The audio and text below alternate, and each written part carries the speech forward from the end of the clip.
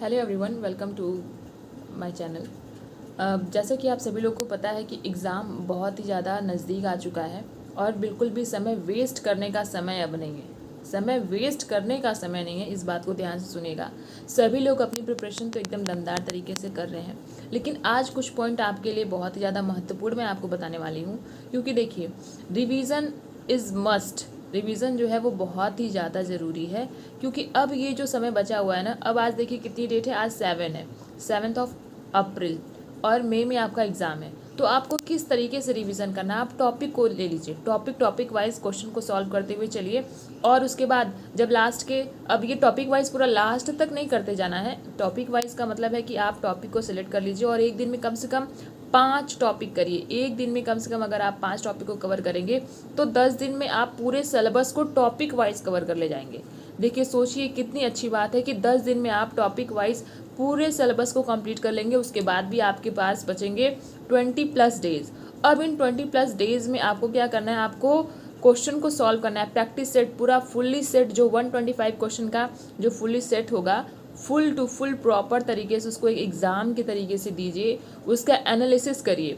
अब एक दिन में एक पेपर देने से काम नहीं चलेगा। एक दिन में कम से कम आप 2 या 3 पेपर, मैक्सिमम 3 और मिनिमम 2 पेपर देने की कोशिश करिए।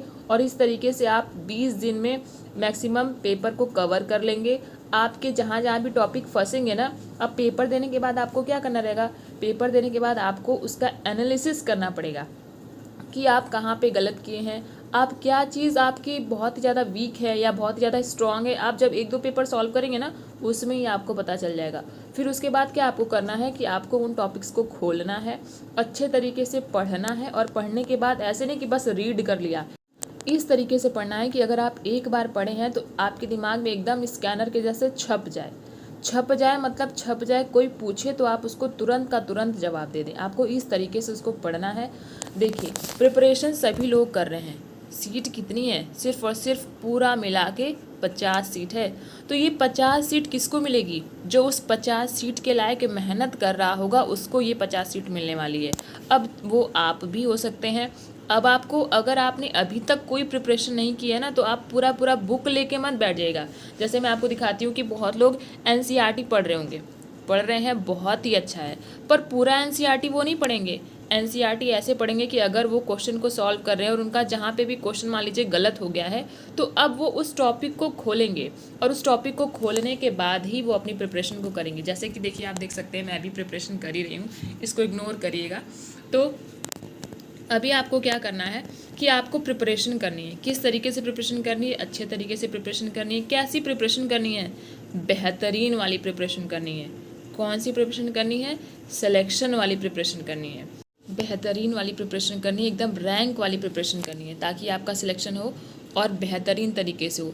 देखिए, नोट्स सबके पास होंगे, नोट्स आपके पास भी है, नोट्स मेरे पास भी हैं, बुक भी आपके पास है, बुक मेरे पास है। लेकिन पढ़ने का तरीका क्या है कि अगर आपने नोट्स को पढ़ लिया है ना, तो बहुत अच्छी बात है, पढ़ लीजिए।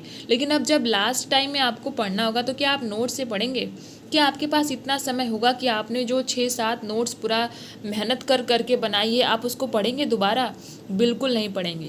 तो अब अगर आप किसी बुक से क्वेश्चन भी सॉल्व कर रहे हैं ना, तो उस बुक में अगर आपको कोई नई चीज़ मिल रही है तो आप उसको लिखिए। जैसे मैं आपको दिखाती हूँ, मैं तो लिखती हूँ, मैं आपको बता रही हूँ कि आपको कैसे करना है, ठीक है? तो आप भी उसको लिखिए। अब लिखने से क्या होगा, इस तरीके से नहीं दिखा होगा, शायद मैं बैक कैमरे से दिखाती हूँ। देखिए, इससे क्या होगा, कुछ कुछ चीज़ें बस आपको लिखना है, ठीक है? और लिखने के बाद ये जो, अब राइटिंग को आप उतना नहीं ध्यान दीजिए, आपको किस तरीके से पढ़ना, ये सारी चीज़ें जो हैं आपको 1 बाय 1 करके लिखना है। इस तरीके से लिखना है कि आप जब पढ़ेंगे ना दोबारा, तो ऐसे पढ़ लेंगे कि वो एकदम, वो लाइन जो आपने लिखा है, वो लाइन आपके सामने से चलती हुई नज़र आएगी। आपको इस तरीके से पढ़ना है। तो ये मैं बता रही हूँ इसलिए कि आप, जो कोई भी सिलेक्शन लेना चाहता है और वो कंफ्यूज है कि यार पढ़े तो सब हैं पर कुछ हो नहीं पा रहा है, कुछ आ नहीं पा रहा है, करे क्या, तो उन लोगों के लिए एकदम रामबाण साबित होने वाली ये बातें।